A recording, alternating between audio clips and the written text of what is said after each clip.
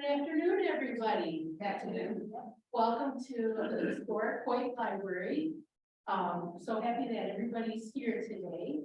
And we're going to get started. This is our first of a series of 6 presentations put on by the Great Lakes Odyssey Project.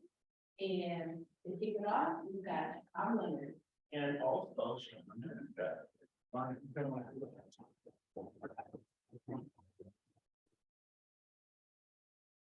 I have been an advocate, a lover of the lake since I was a kid. I grew up going every summer to my cottage on the Lake Huron on the Canadian side, and it was always a sort of love and passion. Today, 3 years ago, I was planning on retiring to Portugal. That was the Azores. I was on my plan, but a little thing called COVID got away, and I started to rekindle that love and passion for the Great Lakes under the auspices of the Great Lakes Odyssey. All I can say is I've met a lot of wonderful people here in Saginaw, not from Saginaw, but there's this sense that we want to make Saginaw a very positive place, and we have an incredible resource of water. When I found out what Brian was doing, I was just like flabbergasted. I couldn't think of a better way to establish that kind of connectivity than through the Headwaters initiative. I've also had an opportunity in working with the project. It's essentially a 3-phase project. We are doing the speaker series, thankfully, to Maria, who, about 5 months ago, I said, hey, how about doing a lecture series? And she said, really, let's do it. I've got cash to support it, which those of us who have been involved in nonprofits or the community engagement, it's wonderful to have a kind of resource. Another person I had an opportunity to meet with Sean Nethercott, who's been involved in trade activities, and she is kind of more or less helping to coordinate the Great Lakes Odyssey the Great Lakes Odyssey radio hour, and I'd like to have her go ahead and play and move. As Tom was saying, the Great Lakes Odyssey is a 3-part school, 3-legged school. You're here at the kickoff event for the speaker series. I am deeply involved in what's called the Great Lakes Odyssey Radio Hour, which is actually looking at the life of the lakes and the life of the people who live in the lakes. And so we are putting together an hour-long radio program that is in 10 episodes. We actually have 2 radio stations now broadcasting it, plus we're being podcasted in borderline in Canada. So we hope to add another radio station in June, which means that will give us the radio broadcast across the entire basin, because we have been given this incredible gift here, the Great Lakes, and it is our obligation and our love and our need to make sure that the Great Lakes and us and our children and our children have the beauty, the necessity, and the power of the Great Lakes going forward.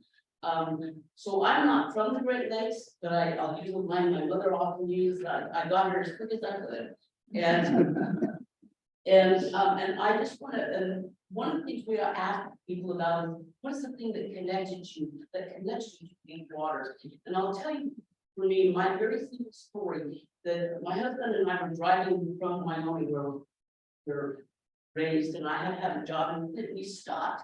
After many hours of driving there at New Buffalo, which is right at the base of Lake Michigan, we came up over that little rise and you could see the lake. And I saw the lake as the entire horizon. And you can see the lake stretching for miles and miles and miles. And I'd never seen a lake as a horizon before. And it was the most stunning thing I'd ever seen. And then my body said, I'm home and I am. So I'm happy to be here and I'm happy to do my part, make sure this beautiful place lives into the future. Thank you. I want to mention lastly the third one, which is the Great Lakes Odyssey Future. And June 24th, we're going to be having youth activities at the Headwaters Park. We're teaming up with the Cranbrook Institute of Science, Boys and Girls Club, a number of groups. So that's another action we want to do, is get youth actively involved experientially. So really, at this point, I'd like to invite Mayor Brenda Moore up to the front here. Oh, you're right here. Brenda. What I loved about Brenda is I called her up and I mentioned what we were doing. let's do it. I love cooperation. She's coined a phrase, what is it now, Saginaw? Saginaw, Not that, yes. not, get rid of that, okay? Okay, so that's really great. Brenda though has been involved with the Michigan Municipal League. She was the first African-American female president, has been mayor and engaged for a number of years with council. So if you will, and you're going to be introducing our poet, if you'd like to go ahead and take over. Good morning. Good morning. Sorry, I love my city. If you love somewhere, it's easy to make it work. When Tom first called me, I'm like, good point. Good point, because today we're doing groups, putting groups on citizens' houses who live in the city of Saginaw, doing application. Need for people to understand collaboration is going to be key for us to grow. We got a lot of things on what I call in the hopper that we're trying to get started. And this is the start for my youth. I had the privilege to talk a few minutes with a young lady. I know the last name is Dion. Okay, she can tell you her first name. She got one of their names like don't people want to mess it up. She's a beautiful young lady. She comes to us by way of big brothers, big sisters. I'm sorry, boys and girls. So basically, she wrote a poem. She's 13 years old. She is a 7th grader at Bridgeport Middle School. She knows basketball. Oh, I'm getting it right. She knows basketball. If you look around, a little pink and black, but it's a Hawaiian pictures hers, and she has a couple of more. And just the first impression when I walked through the door, the young people were holding the door to let me in. Spoke volumes to me, because that's how I was raised. Don't walk in front of elders, hold the door. I don't care how ugly you might feel with them, you respect them. And so she didn't know who I was. I suppose she spoke, had a smile on her face, not knowing I'm gonna be a person who's gonna give her the ability to say her home. We need to understand that when young people get up, she said she was nervous. I never used to speak to, I speak from the heart. When you speak from the heart, it's real. If you gotta have a piece of paper, and everybody always gives you papers. It's like, we did your script, I'm like. That's reading. When I can speak from my heart, feel me. I was saying inside, it's a new season, it's a new day. Fresh anointing is coming out. The spirit of power and prosperity. It's a new season. And it's here. Look at next year, we're doing the British Cup. And they said that we the most worst city to live. The devil is a liar. It's people like yourselves who keep putting us on the map. Next year, I heard Tom say, we're gonna do something. Yeah, you're gonna do something. Yes, the Boys and Girls Club is gonna do something. Because that's an opportunity. We have 17 Canadian teams coming. So everybody down 75 is gonna make money. It's projected that the city should make $50 million. Not the city, but small businesses and people want to get out. So listen, I'm excited. Saginaw's on the move. We now have a working relationship with the county. I have one all the time. But I had to bring everybody else in. So come on, y'all. Let's talk about what Saginaw needs. So I'm not gonna put her on the spot any longer. This meal is gonna be a point. Understand, keep in mind, this young lady is only 13. She's on the road student. Mom is here, grandma's here, sisters are here, and friends are here. And she is just a nervous ball, a nervous. I'm watching. She like, So, sweetie, without further ado, you come up and read your point.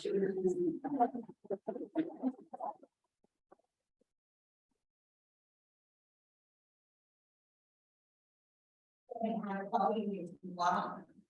You can't see the shape.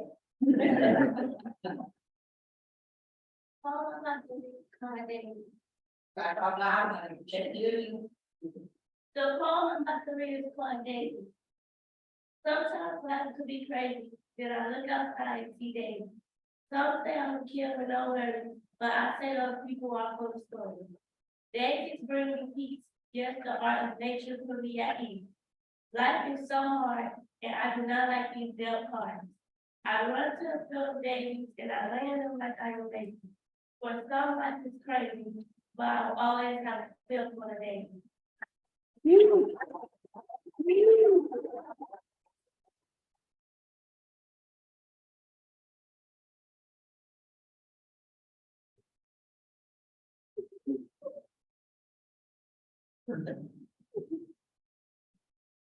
I was just gonna say, we have a recording from Cameron Davis, who is with the Chicago Water Reclamation and also was previously advisor to President Obama. Cam was previous, I should have mentioned earlier, he was also the head of the Alliance for the Great Lakes, the group that collaborates with groups across the Great Lakes. But under the Obama administration, he helped get through the Great Lakes Restoration Initiative, a $3.8 billion fund that has led to a number of revitalization efforts throughout the Great Lakes and partly with the Headwaters. So if we can we put it on Cameron's presentation?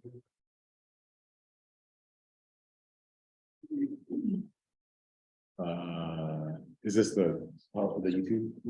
YouTube clip? Yeah. Yeah, oh, sorry. Right here, right? Hi, everybody. I'm Cam Davis, and I really appreciate the invitation from Tom and company to be part of the Great Lakes Lecture Series. After nearly 40 years of Great Lakes advocacy, it's just something I feel incredibly passionate about. And that passion isn't just for the lakes themselves.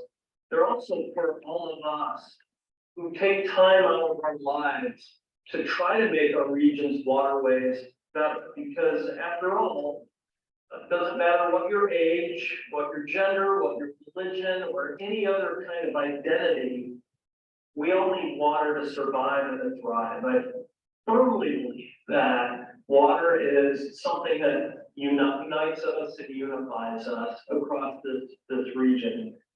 So I thought I would tell a few stories here about the Great Lakes and our place in the Great Lakes region. Let me start out with a map. And that map is of the watersheds around the Great Lakes, each individual watershed. My theme for today here is our place in Great Lakes history. A lot of times we think of history that's something in the past. We'll watch a show on the History Channel, or we'll read a book about a biography about something or someone from the past. We don't often have the chance to really step back and think about how we are actually at a very momentous time in history right now with the Great Lakes. My other theme here is the role of our communities, that our communities have, and us as part of those communities around the Great Lakes too. We tend to think of saving the Great Lakes as the job of a federal government, like Congress in Washington, D.C., or federal government in Ottawa, Canada, or we tend to think about the states and their role in protecting the Great Lakes, not remembering that most of our state capitals are outside of the Great Lakes Basin. It's actually our communities within the Great Lakes Basin that have much more at stake in terms of bringing the Great Lakes back to health. And it's our communities and us those of us who live within the Great Lakes watershed, that have the most important role to play. So with those two common themes under our belt, let's start with this. If you look at the impact that communities have on the Great Lakes, you can see just by looking at this watershed map where we're talking. We're talking about Duluth, Minnesota. We're talking about Green Bay, Milwaukee, Chicago, Detroit. We're talking about Cleveland and Toledo, Buffalo, and Rochester, New York. These are all communities that are home to many of us, and they're also communities that have a tremendous impact on the Great Lakes as well. So with that, I'm going to go back in time a little bit, and then I'm going to come forward in time and talk a little bit about what we can do to help the Great Lakes, and then close out. If you really think about Great Lakes history, it starts with the glaciers carving places out pits, basically, and leaving sand behind that formed what are today the Great Lakes as we think about them. 10 to 13,000 years ago is when these glaciers retreated, and as they retreated, they scoured out the landscape, leaving behind what are the trappings of today's beaches. And we've got some of the best beaches in the world. Anywhere on the globe, we have them. So the Great Lakes were created really thousands of years ago, but more recently than that, the Great Lakes, because they host 20% of the fresh surface water on the planet, became a real draw for European settlement that moved in the 1800s. We're also blessed to have about 35 federally recognized tribes around the Great Lakes still today that do heroic to help protect the Great Lakes as part of their own lifelines. So when we think about the 1800s and we think about settlement, we have to acknowledge the notion that we moved in as people of European descent, people of African American descent, Latin American descent, and many, many others. And in doing so, we sought the benefits that the Great Lakes created. Those benefits include, of course, first and foremost, a vast supply of cold, fresh water. That water is needed for so many things. We don't have time to go into them all, but they were needed for manufacturing. They were needed for fishing, for food supply, and lots of other uses. What we don't often think about, we think about the water piece, the blue on your map. We don't think often about the green, the orange, the yellow, the brown, and the tan. And in those areas, we had some of the widest swaths of forests anywhere on the continent.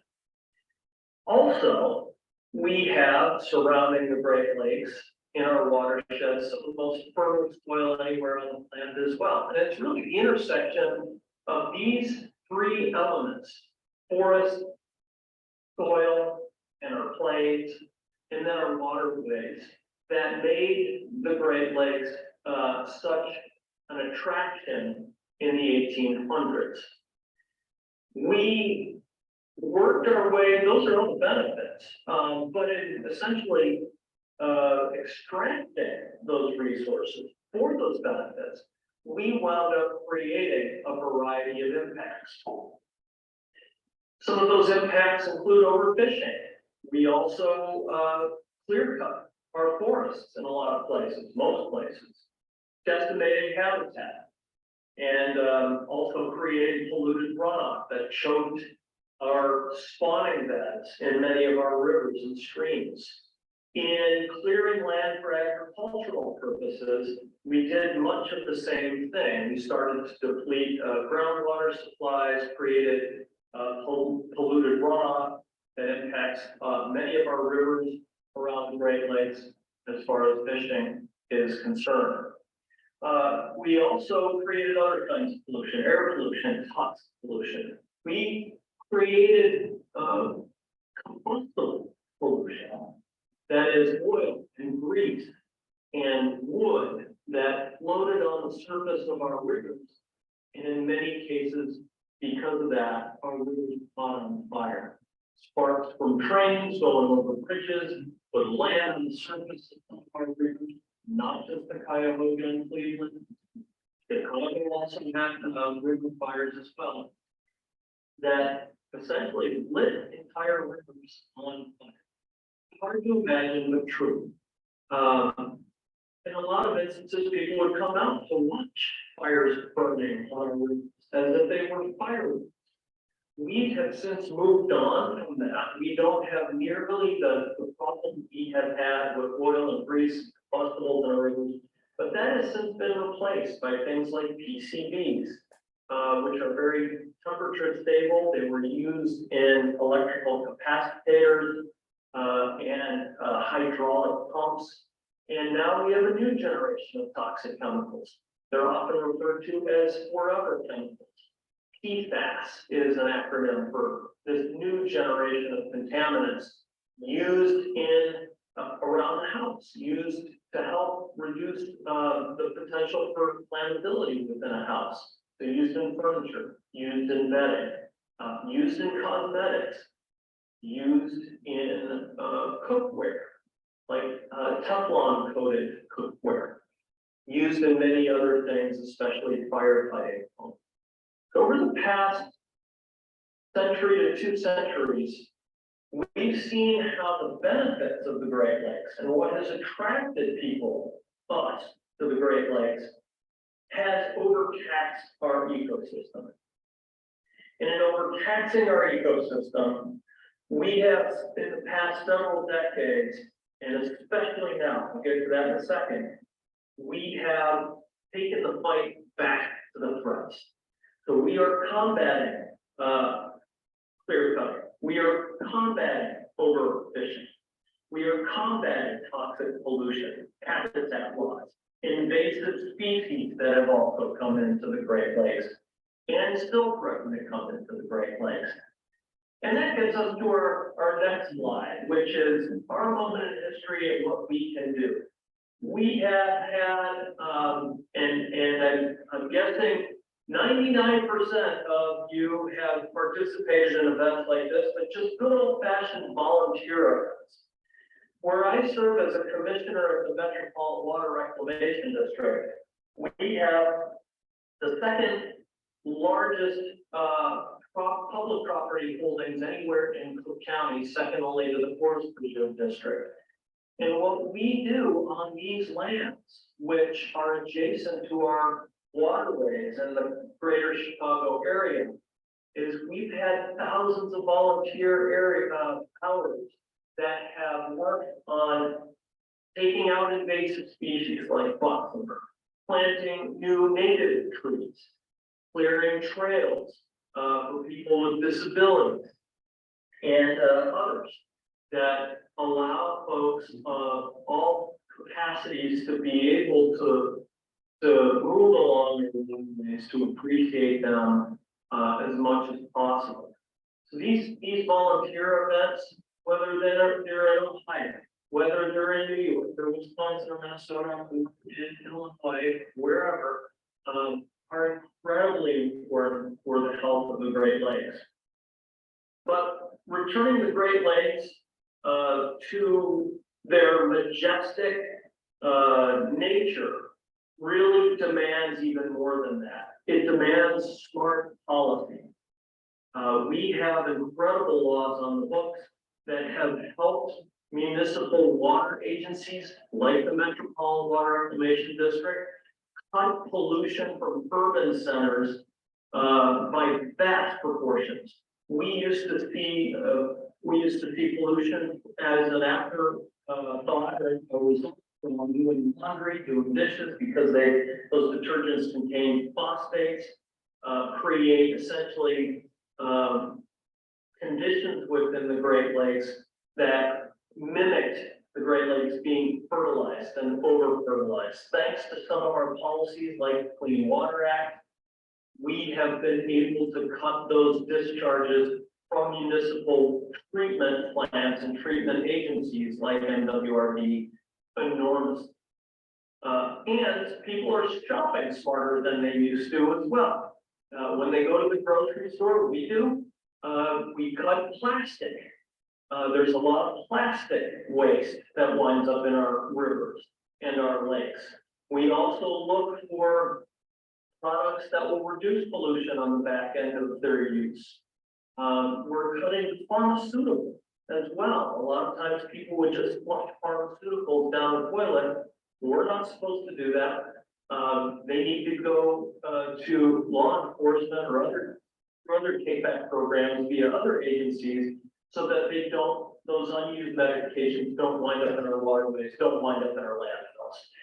So there's a lot we can do personally, there's a lot we can do policy-wise, and now we're at the most exciting time because we are at this momentous time in Great Lakes history where Congress has authorized and appropriated hundreds of millions of dollars, well over $3 billion at this point, through the Great Lakes Restoration Initiative and other programs that provide the resources for community groups, for universities, for agencies to all do their part to restore our landscapes and our waterscapes around the region. The fact is, we've got the people and the smarts, we have the policies, we have needed the funding then as kind of the last of the key needs to be able to bring the Great Lakes back to health. And if we go to the next slide, we can see that organizations like the Metropolitan Water Reclamation District, USCPA, our state agencies, and many others are helping to move those resources out the door to get good work done on the ground and in the water. With that, I want to thank you for being in touch. I am always glad to help. Here's how you can reach out to us. My amazing staff, Don Walker, Carl Camacho, Brendan Rouch. And we are here to help you, even if you're not in the Chicago area. We'd still like to help connect the dots with you. So please be in touch. With that, thank you for listening and thank you for organizing the conference and doing all you're doing to help protect our amazing waterways in all the region.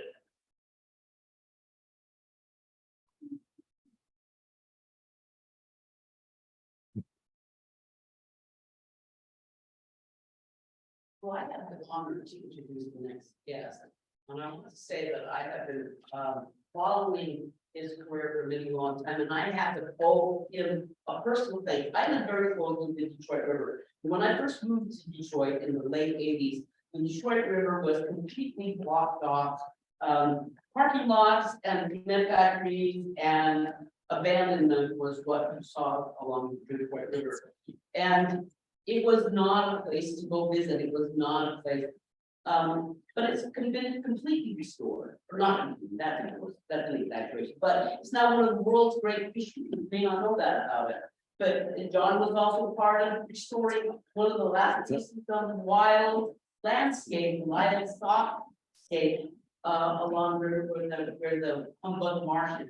So he is a historian, he is a scientist, for many years, the Detroit River waterkeeper. And I think as we think about bringing Saginaw River back to what it can and should be, this is the kind of voice you need to listen to. How to take these places which have been abused and return it back to wholeness, health, and so doing, bring back our own and health. So we're bringing up John Murphy. Thank you.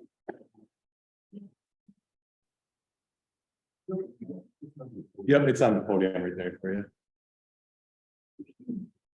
Great. I think I'll stand over here. So it's a real pleasure to be here and thank you for having me. Everyone loves the Great Lakes, you know, I'm going to tell you a story about some of these most polluted areas in the Great Lakes. And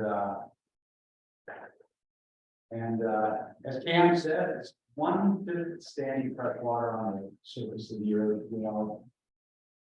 Never ceases to amaze, you know, like these shots, satellite images, looking at it. And when people come from abroad to the Great Lakes, they see it, the first thing they say, that's saltwater, right? Well, it's really not saltwater, it's freshwater. It's hard for them to believe, but, these Great Lakes have powered economic growth in both Canada and the United States, you know, but human development, natural resource use and exploitation, and industrial and agricultural revolutions have led to some unintended consequences.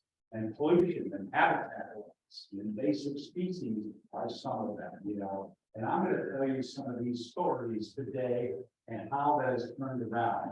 The sort of the framework for this goes all the way back to 1909. Canada and the United States have shared Great Lakes.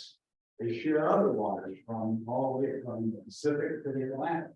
So they created this boundary waters treaty to resolve disputes between the two countries, you know, to do it in a really novel way.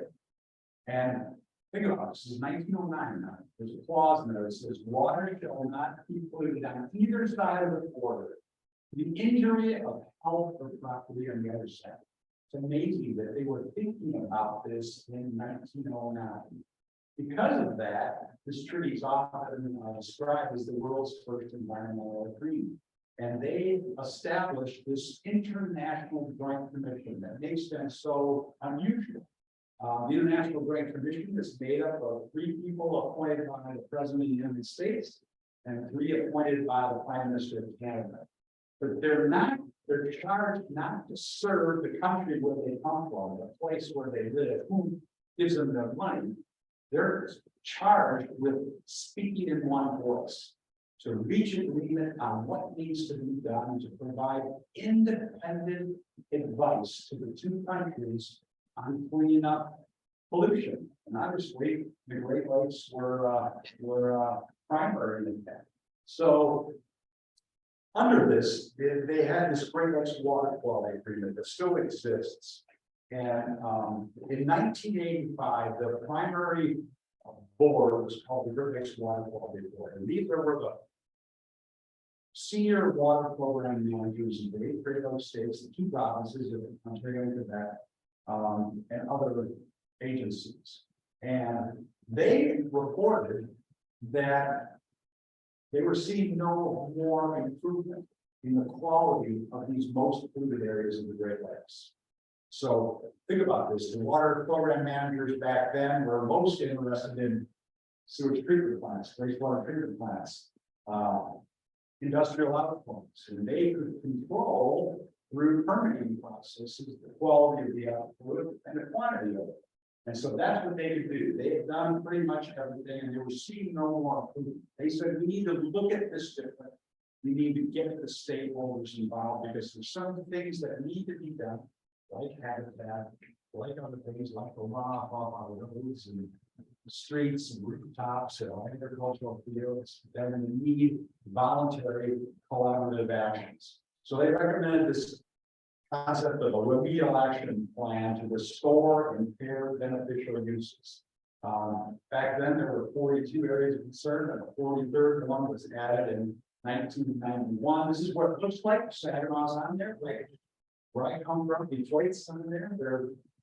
They're all over the Great Lakes, all 5 of the Great Lakes, and all the connecting channels are on that list. But putting it into this Great Lakes Water Quality Agreement provided laser focus to cleaning, you know, and it gave it legitimacy. You were nested under a treaty between 2 countries. You were part of the Great Lakes Water Quality Agreement, so you had legitimacy. And so then they identified this template of 14 beneficial use impairs. Think about it. Health advisories on fish, you know, contaminated sediments, you know, beach closings, restrictions, degradation of fish and wildlife populations, added cost to agricultural industries. So they gave this advice to the states, the provinces, and local communities and said, reach agreement on the problems in your area of concerns. If you don't reach agreement on the problems, we'll never solve them because you're going to need everyone to do it. So this was a template for doing that. And then the remedial action plan said, what are your use impediments? What is causing them? Is it runoff off land? Is it contaminated sediments? Is it industries and municipalities? What is causing it? What actions, remedial and preventative, are needed to restore the uses? Who's responsible for doing it? And what are you gonna do? What's the time frame? Trying to get accountability in the system. But then this agreement said, one of the you said ecosystem approach, which is really different. You know, ecosystem approach says involve all the user groups, the stakeholders, process. Account for the interrelationships between air, water, land, and all living things, because you and I are part of the ecosystem. What we do to the ecosystem, we do ourselves. And then involve all these user groups in management. So in essence, what you do is you bring the stakeholders together, create a vision that can carry in hearts and minds of people, then you co-produce knowledge, you co-innovate solutions, you practice adaptive management until you get to the end. That's the ecosystem approach.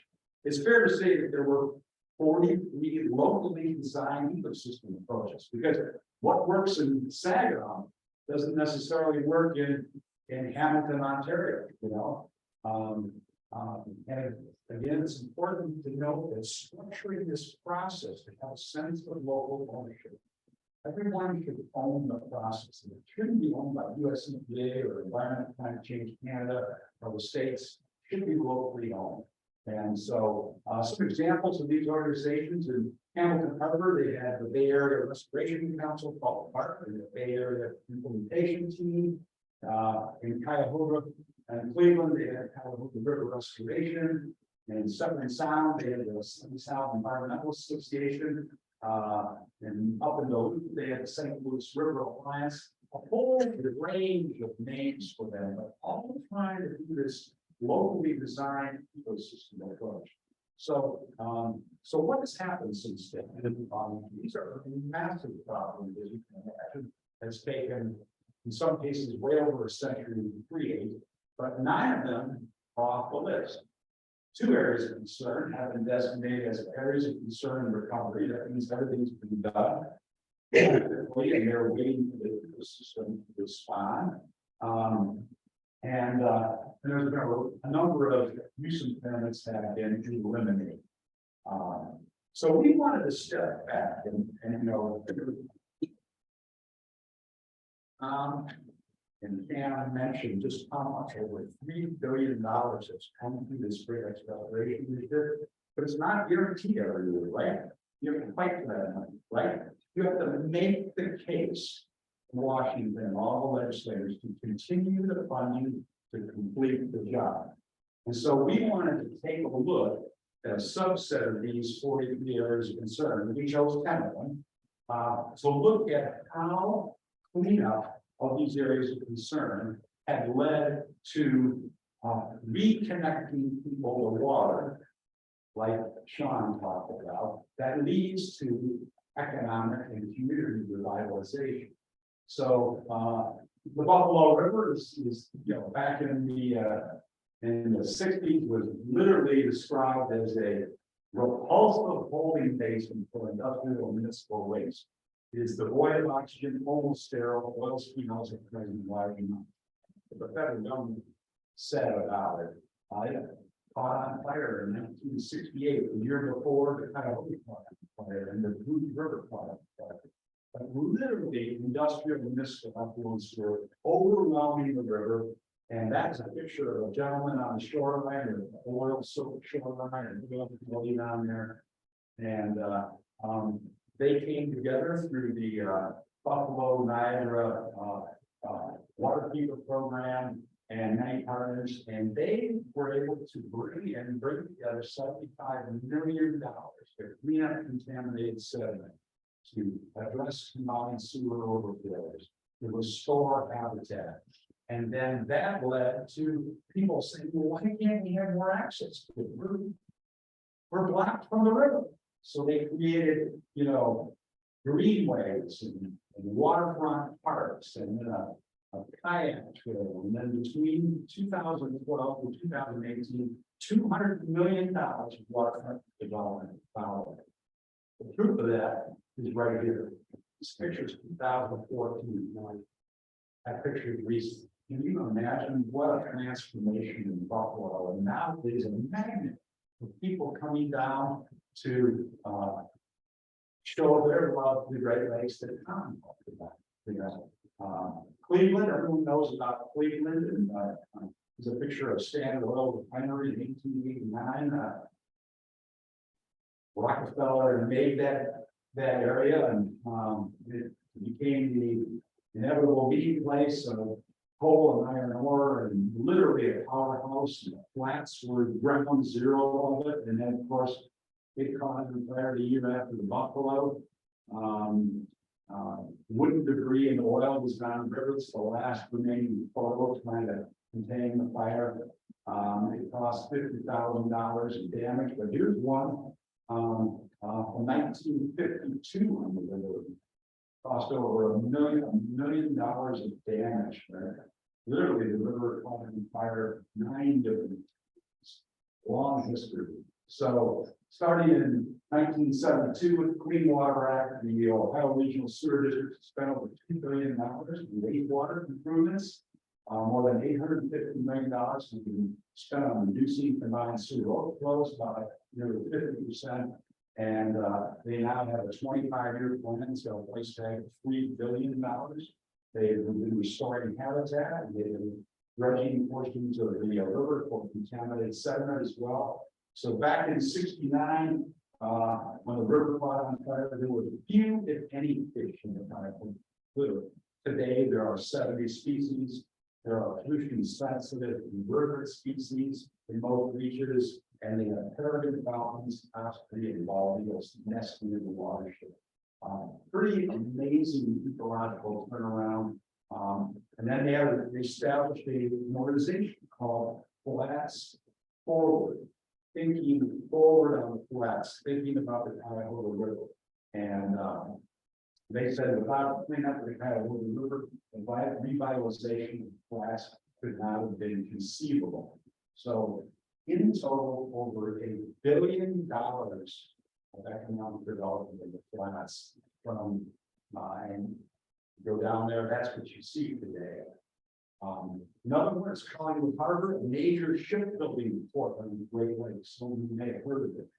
This is a picture from out the 1970s. You know, for over 100 years, you know, left obviously contaminated brownfields. They have contaminated sediments. They had a number of different problems, but they worked through the process, bringing all the stakeholders together, co-producing knowledge, co-innovating solutions.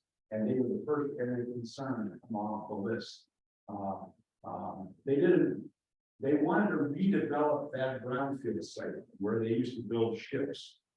And the city was worried that it was going to cost a lot of money for them, you know. So they did a study, and the study showed that after 5 years, there would be a net annual surplus of $900,000 to the small town. That's a big deal. And they want to make sure it wasn't going to cost them money. So they cleaned up the brownfields. They attracted this the shipyards development, and you know, a $400 million development of 70 units. And here the planning director said about here at Collingwood Harbor in the late 80s, early 90s, the revitalization of Collingwood waterfront could not have been possible. It's now links to trails throughout Georgian Bay.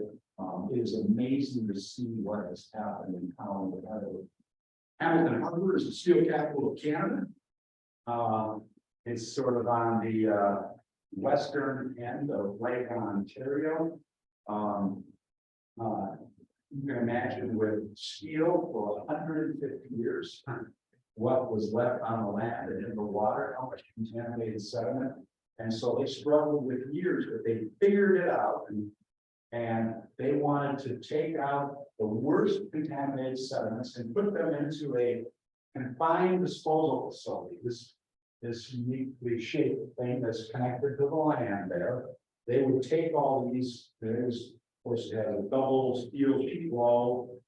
It's lined with blue clay on the bottom and it would be tapped. So they took all the contaminated sediments out there. That cost $140 million. It was the federal government, the provincial government, the Port Authority, the steel companies paid for it, and then this is projected to realize $600 million of the benefits from local businesses and $500 million to recreational users. And then adjacent to that, this popped up, new water company development. Along and nobody thought this was going to be ever possible in the steel capital of Canada. But it is an amazing place to see today, you know, Muskegon Lake. We all know that, just up the lake from where Canada is, you know, and again, they were able to do $42 million of contaminated sediment remediation and $22 million of habitat restoration. One of the sites, you know, this had a high density of pulp and paper mills. Cam mentioned, you know, lumbering, how they clear cut. We bring all the lumber in and they would mill it.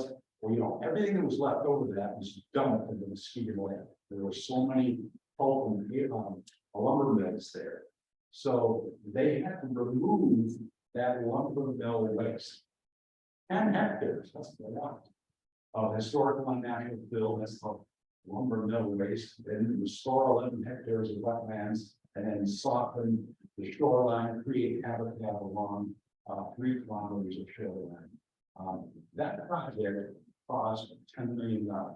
They brought in a group of economists from Grand Valley State University, and they showed that after a 20-year period, that will be $60 million of benefits in the immediate area. And that's $60 million on investment. So this is where John is from. I'm from. John used to be from. You know, this is a 1960s classic photo of the confluence of the Rouge River, where the Ford Motor Company plant is, and the Henry Ford Beatville Village and Henry Ford Museum is. This is oil and raw sewage, and this conical shaped plume. Raw sewage coming wastewater treatment plant in 1960. That's just how bad it was. And then if you stood on in the Renaissance Center and looked upriver and east toward the Belle Isle and Lake St. Clair, that's what you would see. You would see 3 sets of cement silos.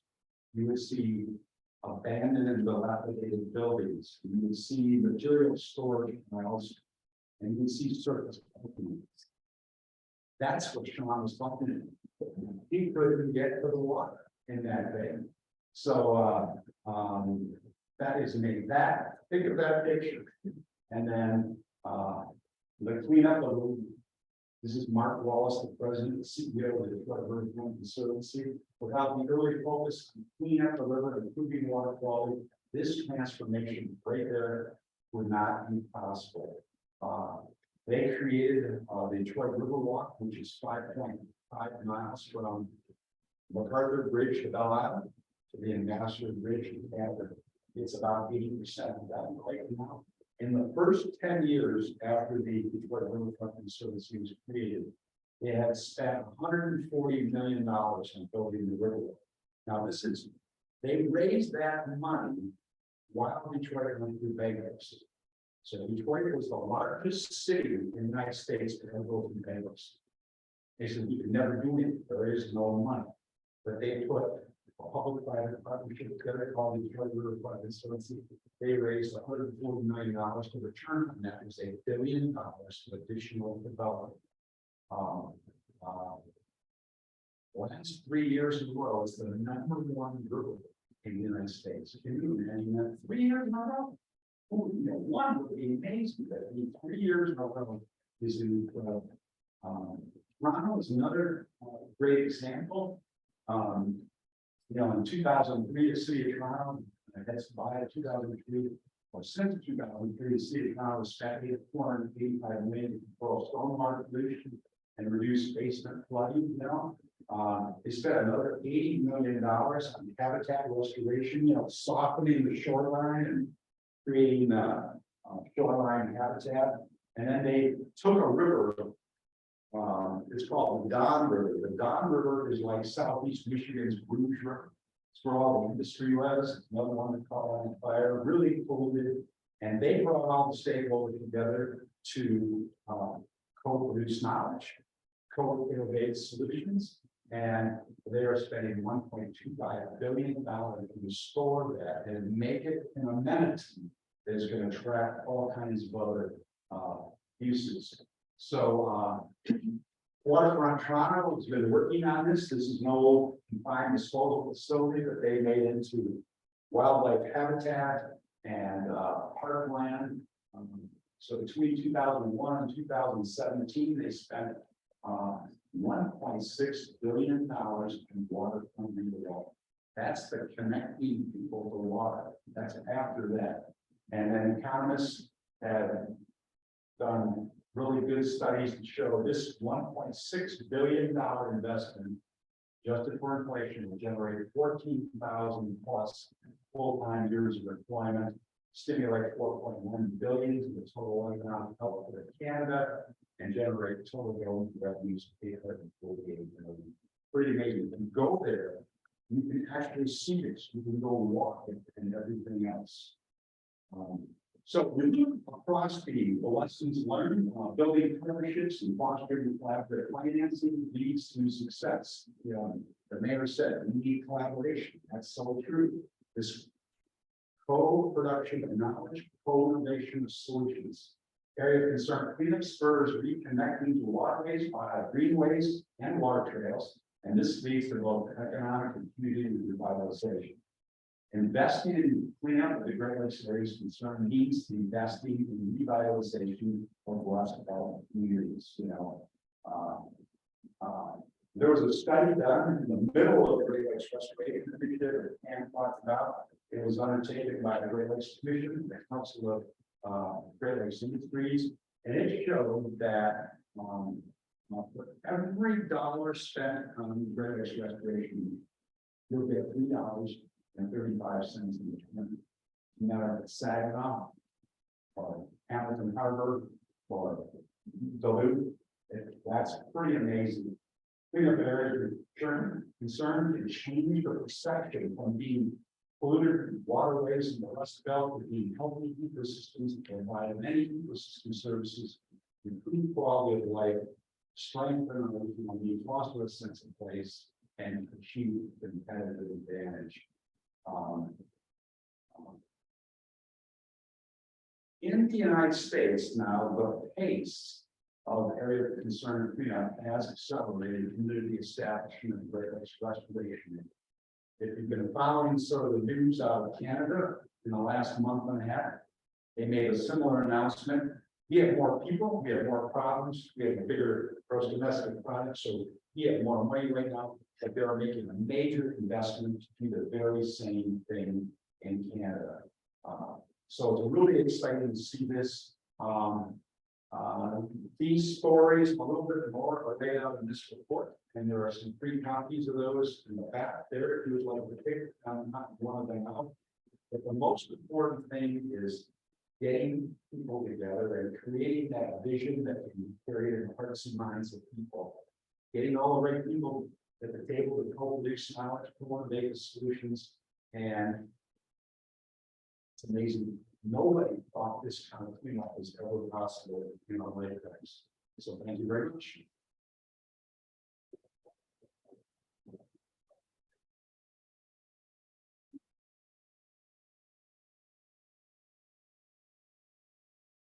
Well, thank you, John, for a rather encouraging message on hope, that there is hope for the Great Lakes. And now it's my pleasure to announce our final speaker for the day, Brian Keaton. Brian is the director of Saginaw County Parks and Recreation. In his role as director, he's in charge of the long-term vision of Parks and Rec, as long as the day-to-day operations with that. Brian also enjoys fishing, hiking, camping, golfing, both disc and ball. I thought that was good. And he's an avid soccer player. I did not know that. And Brian is here to tell us about the newest park in the Saginaw county system, and we're excited to hear what you got to say. Thanks, Brian. Yeah.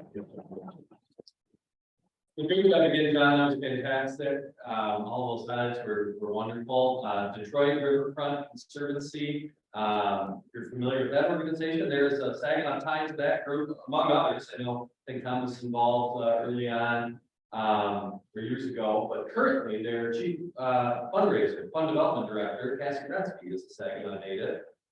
She worked with the symphony here, that went on to the Detroit Symphony, and has been there about 5 years. They're doing transformational work. She's connected with me a little bit on this project, but I wanted to mention that before we introduce Saginaw County's newest park. We opened a new county park for the first time since in about 20 years, since the Saginaw Valley Rail Trail has been done. And that opened officially and softly, we'll get to that in a little bit, yesterday. But this photo that we're looking at here, familiar to anyone? I'm standing on the east bank of the river, Wicks Park. That's the confluence of the Tittawassee River on the right, the Shiawassee River on the left. Over 600 miles of streams and waterways. That map that Ken Davis had up of the watershed, the tan that dipped all the way down into the Thumb, into Lapeer and Genesee counties. I'm sorry, south of the Thumb, even and out east into the Thumb. Over 600 miles of streams and tributaries coming together right here at the confluence, forming the Saginaw River 22 miles from Saginaw Bay. So a really critical piece of the watershed. This project, just a few of the partners that we could fit on this screen. We're going to talk about some of them in more detail, but you can always tell a good project by a lot of partners, and this one certainly has it. So we check that box as well. The project site, the site location in the red, 334 acres. I mentioned at the confluence of the Shiawassee and Tittawassee rivers forming the Saginaw.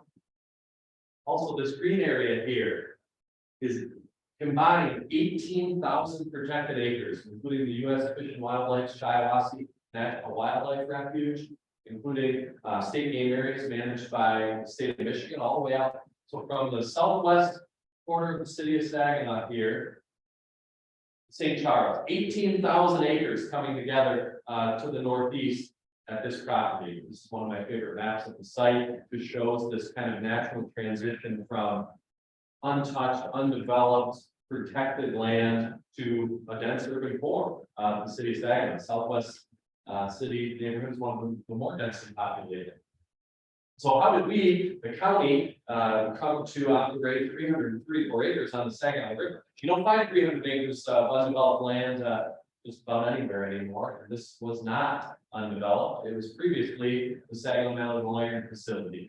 So this is the photo of the plant operation. That is a roughly, it looks like a giant factory, but to scale, that's about 40 acres right there. So the size of the factory foundation was about 40 acres.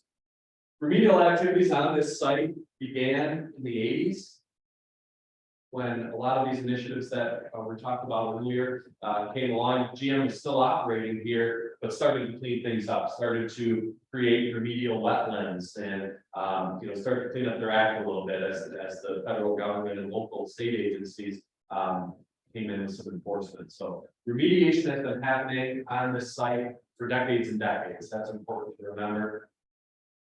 And even more so, or more recently, when General Motors went through bankruptcy in 2008, part of that bankruptcy created what's known as Racer Trust. Familiar with Racer Trust? Revitalizing auto communities' environmental response. Racer Trust was created through the bankruptcy proceedings and assigned $775 million assigned to 83 sites like Saginaw Valley Milling across the Midwest. So Racer Trust was created, this pool of money was established, and each individual site was established specific dollar for the remedial efforts on that site. And so this site was assigned 12 million, it's a little less than that, it actually has grown through investment in that, but totaling $12 million just for this site in the remedial efforts. To date, approximately $5 million or a little more than that now has been spent on remediation. You can see some of that taking place course, the decommissioning of the plant up there, and then the soil cap going in, that 40-acre foundation here. You can see the soil and clay cap going in on top of that, that just took place about 7 years ago. Important to mention about Racer.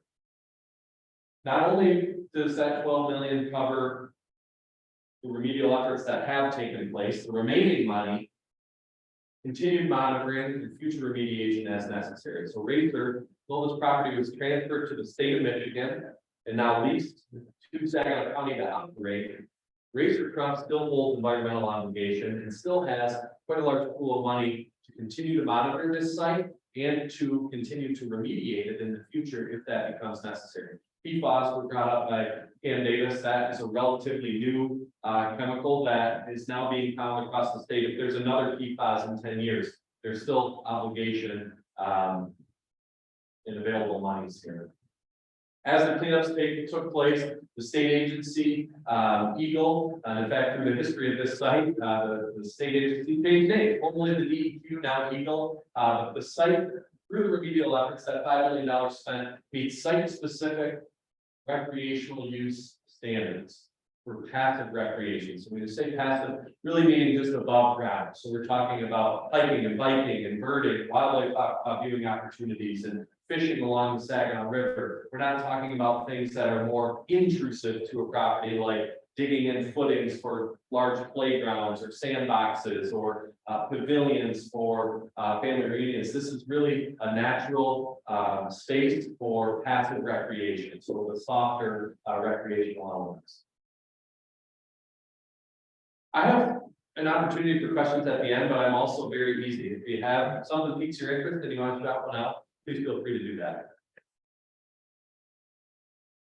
So I mentioned the state of Michigan is the owner of this property. This was a partnership that was developed beginning in about 2016. Took the better part of 3 years to develop some really specific agreements between the state and the county and work through some of the environmental liabilities and obligations. Obviously, the governments were a little bit uneasy at first about acquiring a contaminated piece of property.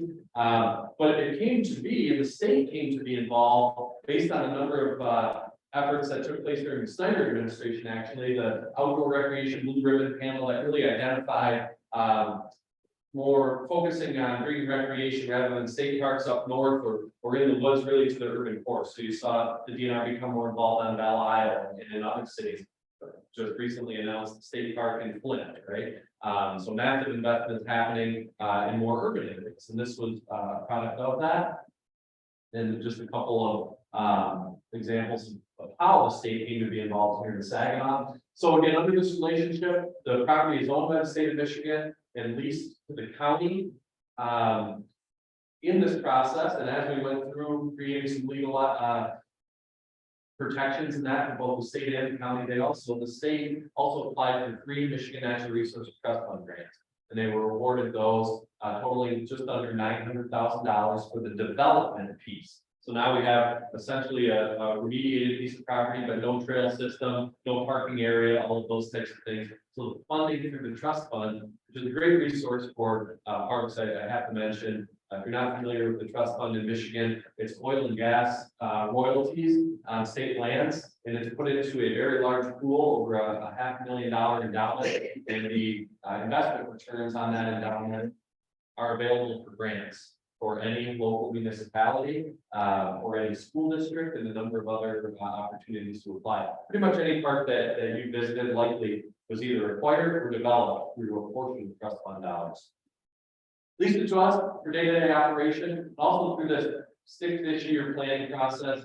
A maintenance endowment was created, and we'll get to the source of that maintenance endowment in just a second. But we also have now $750,000 maintenance endowment to help to pay for maintenance activity on this property in perpetuity. So the lease with the county and the state, things are going great now. We continue to hope that's the case. If for some reason we did not come to operate it in the future, there is monies available to continue to operate this property.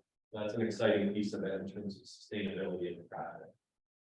Here's a rough look at the again, that large map, and then the on-site. This was created in 2016 when they applied for the first trust fund grant. So things have shifted a little bit. but not as much as you'd think. The trail systems essentially mimic what you see here. So the parking area, we're at Center Street. That's the southernmost bridge over the Saginaw River, 77 West Center Street. You can see the parking area just inside just off the street. And then there is a secondary fence for the property, where you enter that yellow trail loop, is there actually a 3/4 of a mile all the way down the river here. Nice, looping trail. The center piece of the property here was originally a privately owned and then acquired by GM landfill. It was a private landfill in the 1960s. Reuben Schultz owned it, and we've been working with our friends here at the public libraries, also at the Casper Museum. There's a great article in the 60s. Reuben Schultz is standing on top of his landfill and says, "This will be Saginaw's first ski hill." So interesting. Yeah. Came to be acquired by General Motors, ultimately then capped in part of the remediation process that took place in the 80s and 90s. But that is a 20-acre landfill. So to walk around the elevated berm there is 3/4 of a mile. Just to scale that again for you, looking on the map, it doesn't quite put it in place, but when you stand up top of the landfill here, or this is probably about 40 feet off ground level at the site, and then up here's about 85 feet off ground level. You're looking over about 100 acres of wetlands in the south. We'll see a video in a minute that shows some of the amazing waterfowl birding viewing opportunities on the site, as well as wildlife. Deer move through the property quite regularly. We're interested to see if that continues now, with more humans interacting on the site. But literal herds of deer, 30, 40, 50 at a time, moving through the property. And really, they know this is kind of our last piece. They don't often wander into the city of Saginaw, so they know, they'll come to this site and then maybe, head back out and refuge. But great opportunities there, and this is our development map. I think we're going to see some photos. We're going to talk funding, and then we'll see some photos of what the site looks like currently. Started back in 2016, again, planning with the state and community foundation issued our first grant for $30,000 to help fund a baseline environmental assessment for the property transfer, as well as a plan for due care compliance. Essentially a manual on how we or anyone who is to operate this site should proceed forward if there are issues, or following the property restrictions and what we can and can't do on the site, all those types of things, along with the Eagle Brownfield program grant that helps finish that off. So before the property even transferred, we had spent $100,000 in planning. The trust fund grant for the contribution from the county parks, God's working on development. I mentioned the endowment funding, the NRDA, Natural Resources Damage Assessment, the Headwaters River. Anyone familiar with that? The project's taking place across the watershed. The Natural Resources Damage Assessment, the Headwaters River. I met so many fantastic people through this process with the state, with the Nature Conservancy, and folks working out of Lansing with U.S. Fish and Wildlife. Dr. Lisa Williams has spent the better part of her career establishing funds to pay for pollution damages. This one specifically was assigned to Dow. In 2018, it was announced, I believe, $77 million for cleanup projects across the watershed, from Midland all the way up to the bay. There's a similar one for GM, General Motors, that began in the 90s, early 2000s. Dr. McCready, Fish and Wildlife, and Lisa Williams worked on that as well. Literally their entire careers helping to establish funding to clean up and hold polluters accountable, essentially. So that's been an exciting piece. In the $1 million, again, that maintenance endowment was created through the NRDA acquisition, as well as about $250,000 for development and habitat restoration. We're going to talk a lot more about that. You can see some of the beautiful photos from the site. We're going to see a few more, but over the next 5 years, we'll plant 1,000 more trees out here. It'll start to look more like a forest than a former factory in coming decades. So that's been exciting, and also planting pollinators and different things like that are going to both benefit habitat and also the human aesthetic as well. So it'll be much more beautiful to walk out there with flowering, blooming trees and things like that. So we're excited there. State of Michigan also gave us an ARPA allocation to help do some entryway work. A few kind of small grants and one for the entrance sign that we see in just a bit. So to date on the development side of things, that's beyond what was done by Racer and the remediation. We're at about $2.5 million invested on the site. We have a couple, the NRDA had a round 2 GM and the NRDA through down had a little bit of about $5 million extra than they ran it out in the first round. And so we applied and are slated to receive $400,000 more for habitat restoration and a parallel fishing pier on the Saginaw River. And we also have an application in right now for Great Lakes Fish and Wildlife Restoration Act of $250,000 in grants and $75,000 match again for more habitat restoration. So these pools of money right here would be, and they're both looking quite favorably, would be those 1,000 trees and more habitat based work on the property as we continue.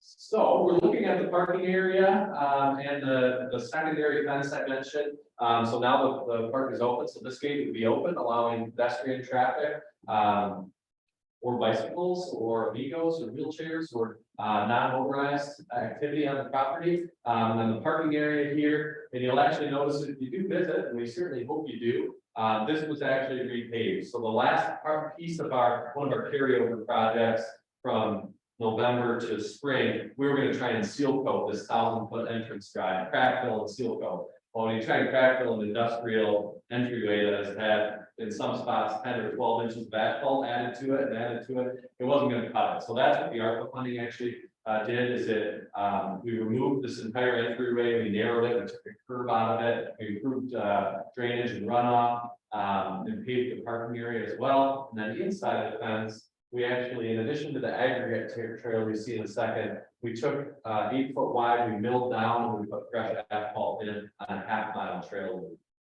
So these are the aggregate trails that you would see out on the property. It's like a crushed limestone, which is a very neat, it's ADA compliant, so it's firm, stable, and slip resistant. You can ride a bike on it, you can push a stroller on it. It's not like soft and sandy, but it's unique in that you can still see deer footprints on it, so it still leaves that top little bit is just enough to be able to see what's walking around out there. So it's a really neat, beautiful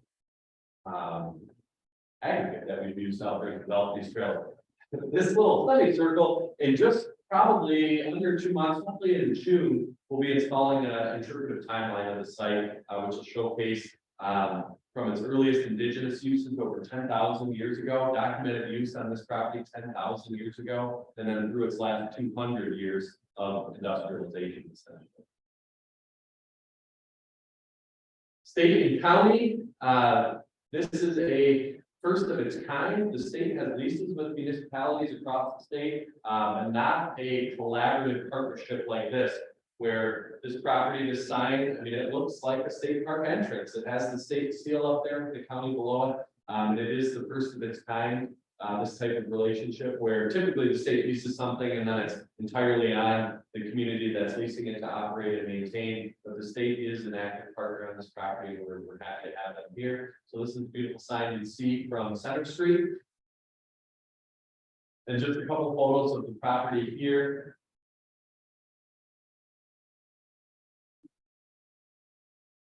I mentioned the deer, some of the larger deer you'll see in the area. Coyote in the bottom corner there. This is looking west from the top of the landfill, and then looking southeast over one of the wetlands. I mentioned habitat restoration as well. We started with invasive species removal, and along the trail system, we took about 10 acres of Phragmites out. Phragmites is the tall, wispy vegetation you'll see along shorelines or sometimes in roadside ditches, those kinds of things. It's incredibly invasive. It spreads and chokes off an area. We've done 10 acres of it in kind of a pilot project area along our trail corridors. We have much more work to do, about 100 acres in the southeast corner of the property. But it was really neat as we went through this 3-year cycle of spraying and cutting. After the first treatment and cut in the spring and early summer, milkweed started to pop back up where the Phragmites was. So we had native and beneficial plants moving back in, and we'll get more intentional with planting in our wake as we continue to remove it. What's neat photos there. And again, the deer hanging together like this in groups and in herds, especially in the middle of the day, you just don't see it everywhere. It's something about the piece of the property and the fact that it's on that corner of the urban core, just something about it has them herding together. And here's $2, $3, I'm sorry, you know, standing this close to each other with a doe there. You would not see that in many places. I have a question. Please. What kind of monitoring is there gonna be during the course of the day? Is there any oversight? Yeah, so we, Saginaw County has a daily opening ranger. So in the morning at about 6:30 a.m., we start at one of our county parks. We essentially have a loop. We start in one of our parks in Saginaw Township. We get all the way down south of St. Charles, but this would be stop number 2 most days. So between 7 and 8 a.m., we have an individual that will come in, check the parking areas, trash cans. Right now, going with the state model, which would be, there's no gates that close. But if necessary, we have gates that can close. And in our other parks, when gates close, the county sheriff locks those in the evening. So there's the bookends. Morning ranger from Saginaw County Park Sheriff locking if necessary. But then we also have 6 full-time staff that are moving around park to park on a daily basis, hammering out a number of projects, tree fall issues, that type of thing. So on a weekly basis, I would say in addition to those 2 stops each day, we probably have another half a dozen full-time staff and I expect in on it.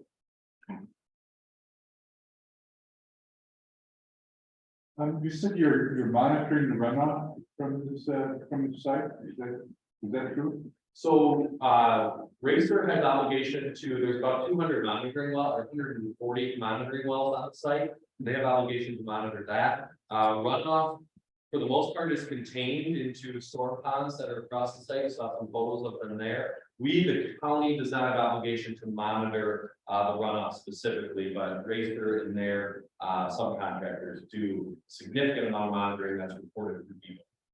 What are they finding that's most concerning? Well, so the lease agreement with, I mentioned the baseline environmental assessment and then due care plan, that's about a 400-page document. It goes back into the 60s and 70s and 80s and everything that is found there. So with the ties to just about every industry in this area, any contaminant that you can think of that might be somewhere is likely on this site. At this point, it is meeting those site-specific recreational uses, means it's likely below grade. So we have a number of restrictions to the property as well. So when the public goes out there, the first sign they're going to see is a sign that, you know, essentially says the site was a former industrial area. It does have restrictions. For instance, no digging. There's also permanent markers out there, which are basically fancy signs that dictate what exactly was here in this area, including contaminants present, and then links to the restricted covenants that are placed on the property that can get into much more detail with these. But the very last, the recent one, you know, 5 years ago, there's 2 monitoring wells out of the 140 that are in a corner of the property that's not accessible to the public, but do have PFAS levels that are just above the allowable. But we also, one of the restrictions on the deed to the property is no groundwater use. So we will not have a full groundwater to certainly for drinking or even to use in any capacity. So there are those restrictions. Similarly, the inland water where the site is draining all along these ponds here, anything inland, there's no inland contact. So no fishing, wading, boating in the actual ponds and drainage areas that are internal to the site, just external to the river. I don't know if that exactly answered your question, but How much of that 300 acres is covered in water now? over 100. Yeah. And part of it is one or a series of ponds? Series, let's go back.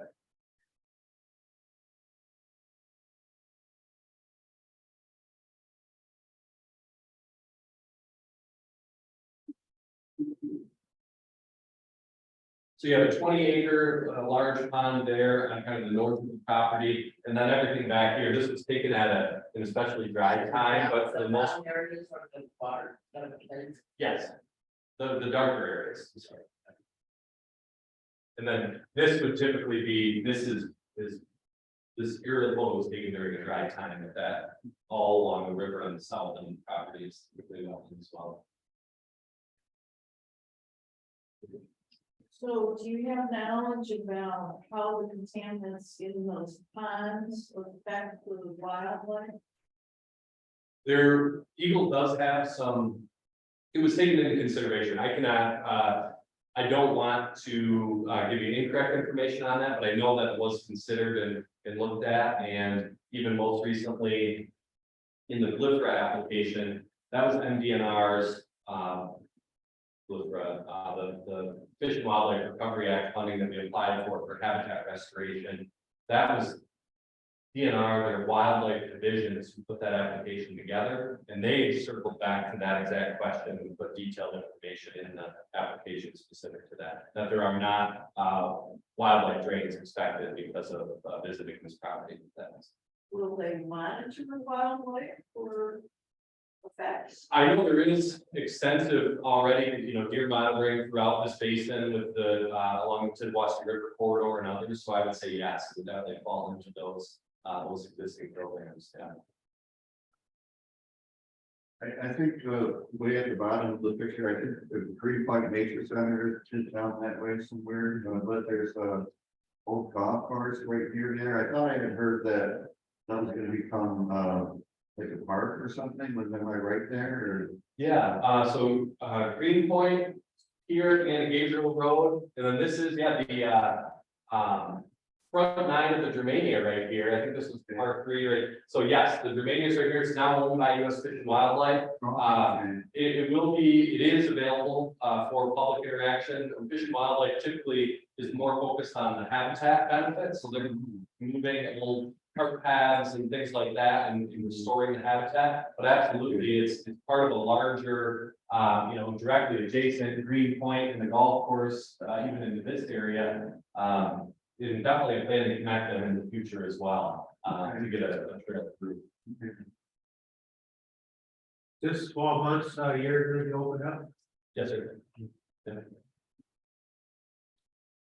Go back here. Oh, well, I guess you call it a soft opening in the article, or what I read in Channel 5 or something. Yeah. Is there like a grand opening then? Plan? Yeah, great question. And I didn't get into that in the presentation. The 890,000 trust fund grants, we still have about 400 that hasn't been spent, and it's the best parts, in my opinion. It's the observational platforms that are going to have birding scopes on them.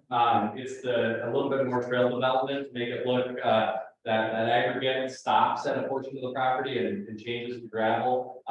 So that the start date of that next phase of construction, we're hopeful, it's managed by the state, and it's hopeful to be September, October, November-ish, but there's a chance it carries over like it has as we've been spending money. So yeah, we'll have a grand opening. I don't think it'll be November 15th. Well, of course not 15th on deer hunting, but my guess is it'll be next year around this time, or maybe even we wait for peak migratory season where there's thousands of birds flying over us while we're out there. I would anticipate it likely next summer where we want to celebrate, and of course we're happy to have it open to interact. But the reason we're calling it a soft opening is that it's not complete. The project is not complete, and we didn't want to have 1,000 people out there in food trucks and a big ribbon cutting to say, but the best parts are still yet to come. So. But we also want to keep the gates closed for another year, and that's why it's a soft opening. Is that the property is ready to have folks walk the trails, to fish to the river, and so we're allowing them to have it in the meantime. Question back here. Well, 2 things. Can you fish the river? You mentioned there's some water on the property that for the most part can be used. And is there a hope that like 20 years from now it will be able to be used, or like? Yeah. So the Saginaw River is a lot, so inland water, meaning any property or any water that is self-contained on the site. It ultimately came down to this tiny storm pond right above that one, this little guy right there. It's like a deep, it was an especially contaminated area, and it has a rubberized lining in the bottom of it. And the thought was, if individual, if we say you can go kayak the 3 or 4 foot deep stormwater pond, which doesn't have water contamination at levels that would be, but if we let people fish that one, but said, but not this one, because it has a rubberized cap in the bottom of it, and if that is torn or damaged, the liability on the state and the county and needing to get back out there and clean it up can become problematic. So rather than trying to dictate which ones they can and can't, we just said anything inland, and when I say we, Eagle said, anything inland, no contact. Anything connected, physically connected, and the river itself. So this wetland down here, which has a channel that comes in off of the river, can be fished. It's surrounded right now by 10 feet of phragmites, like 50 yards wide, so you can hardly get to it. But once we clean that up, that will be a great little fishing area too on the south end of the property. Actually, my question is, my question is about fragmented inventory. You talk about the state, and I know that it's been very, very difficult to remove them and keep them away. And I'm just wondering if you mind telling me how you're doing it and how is it staying away? Yeah, we're using a contractor partner, a nonprofit, Saginaw Basin Land Conservancy, who's been doing similar work in the area. In terms of phragmites removal and a number of other great projects that they work on, but they have come out here to help us with phragmites removal and habitat restoration. And so they use a cycle of essentially treatment in the late fall, early like October, mid-October-ish. So you treat the standing frag, which makes the seed dormant.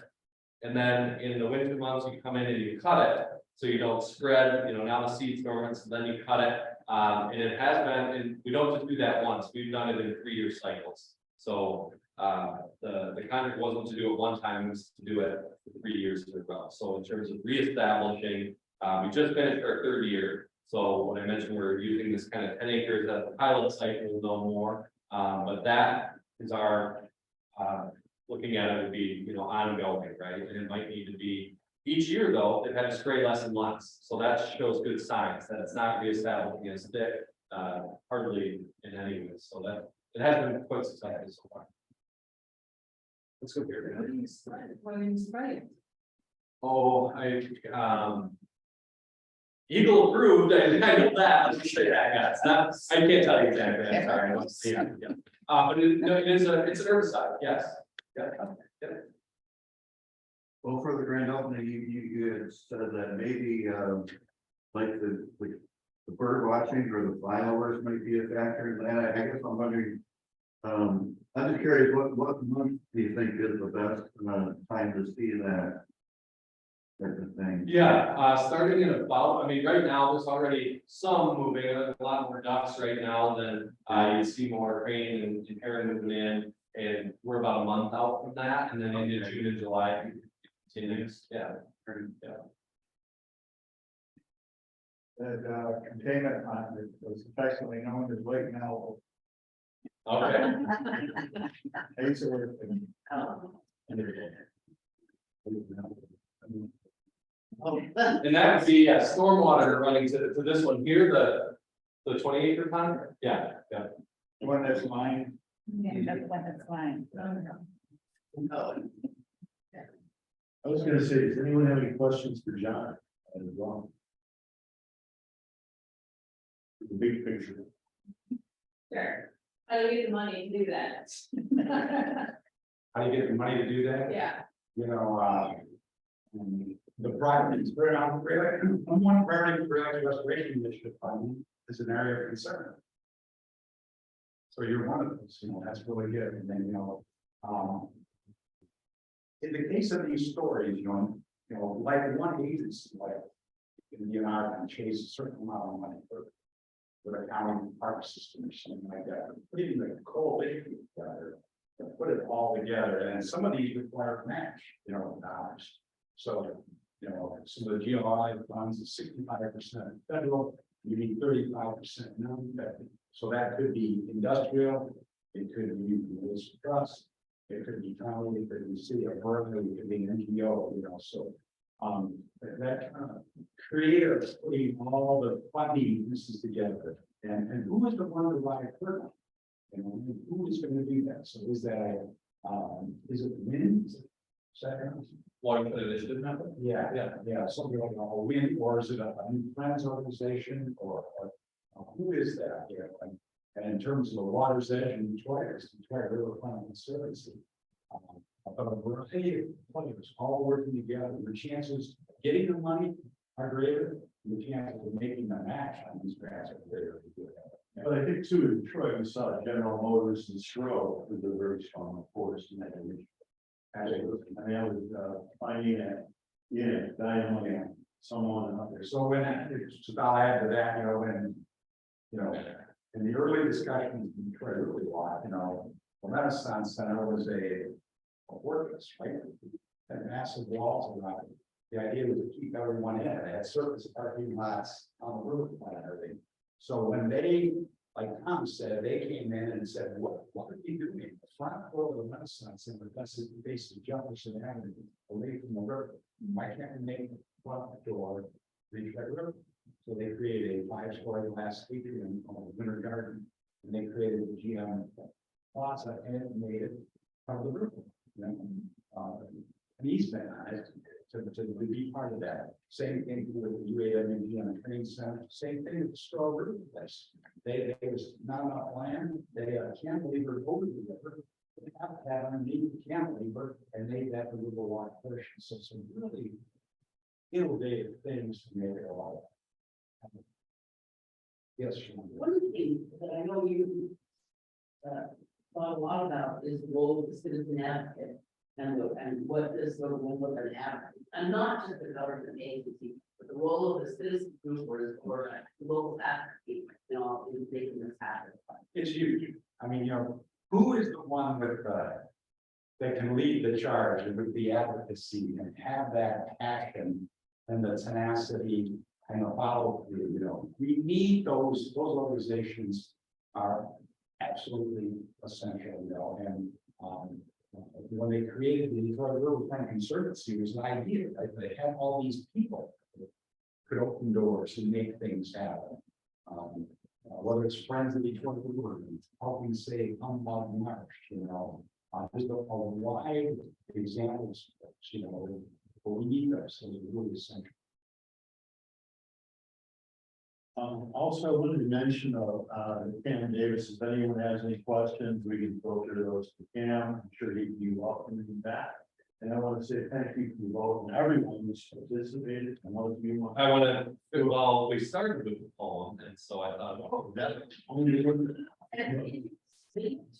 yeah, well, actually, we'll end with that after I share the story. So this has been, I mentioned 2016, the planning has happened, the property transferred in 2019, media start to pick up pieces of the story and start to announce that this is coming. And we get a lot of curious folks, folks that are excited about fishing the river out here, folks that are birders and are looking forward to that, neighbors, but a large majority are former employees of the property or family of employees that I sat there every evening waiting to, for my dad to come or pick up my uncle or, those kinds of calls. It just is, I would say in the 5 years or so, probably more than 100 curious calls or stories about when they were there or that type of thing. But this last one that I received in January was especially unique. A gentleman called and introduced himself to me and said that he graduated from Michigan State University with an electrical engineering degree, and he worked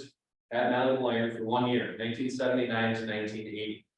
And then he and his wife moved to Minneapolis, Minnesota, of all places, and raised a family, and he's retired now. And he said, I still have dreams about that place. I still think about Saginaw often, and I will reach, I'll Google the internet and see it. And now I found this project and I'm so curious about it, and I haven't been back since, and this will bring me back to Saginaw. And I wrote a poem about your project, and I'd like to share it with you, because there was some in the 1979, they had just introduced some new technology in the plant itself. And so this is a poem from Don Treverton out of just outside of Minneapolis, Minnesota.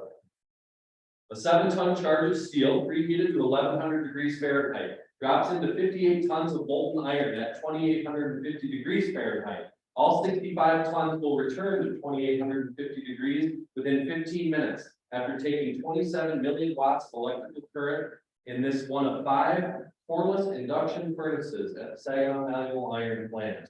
But all is quiet now and for eternity as the birds roost for the night in their newly reclaimed sanctuary. Only the benevolent spirits of the past industrial might and power reside with them. Don Trevor.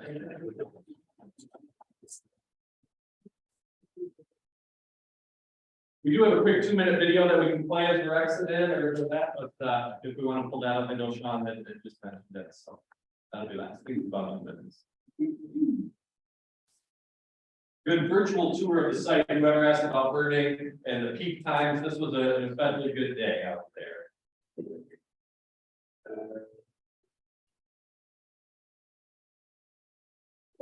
Green, peaceful preserves, home to birds, fish, and other wildlife. Tucked away in southwest Saginaw. 334 acres, at the confluence of the Saginaw River, a critical piece of the Saginaw Bay watershed. The Tittabawassee, Shiawassee rivers join to form the Saginaw, just over 22 miles, Saginaw Bay.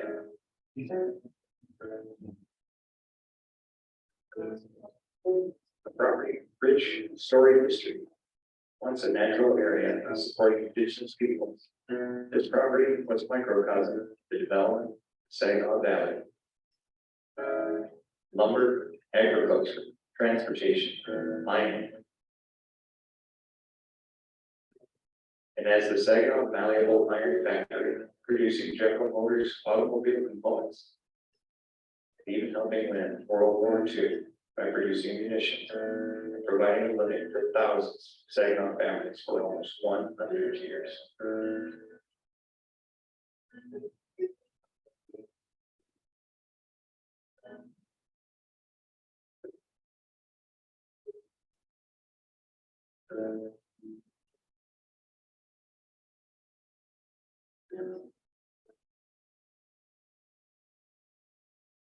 And now, after almost a decade of restorative transformation, these 334 acres return to public ownership and accessibility.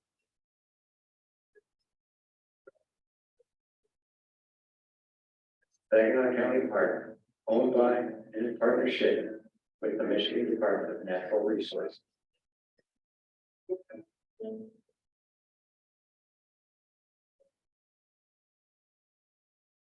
Can't wait for you to join us for a peaceful walk, a peaceful lake ride. Fish along the Saginaw River in British paradise. A species unique to this pocket of the watershed.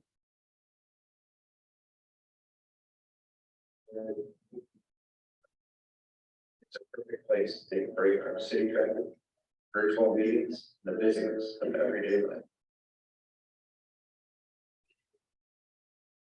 We'll see you soon in Saginaw.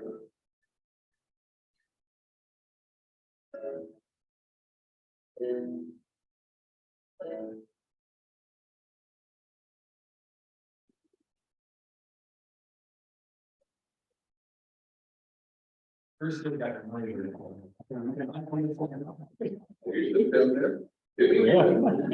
Okay.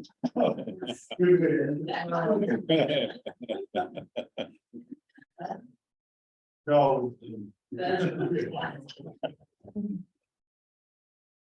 Right, we say it's pretty wild, and there's been fun bird going around right now, like, with community forestry, there's also. Yeah, I'm gonna say I'm not familiar with the term. I look forward to reading more about it now. So I'll add this to the last piece.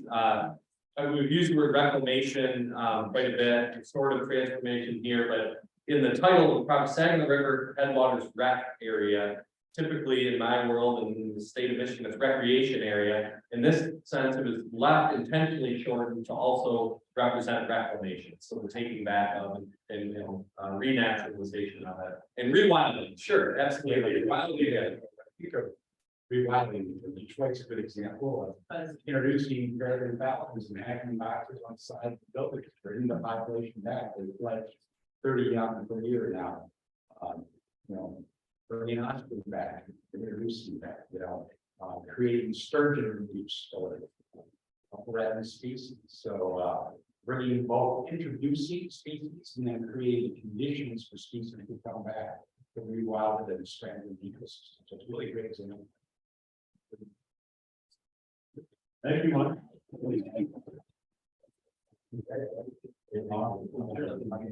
That's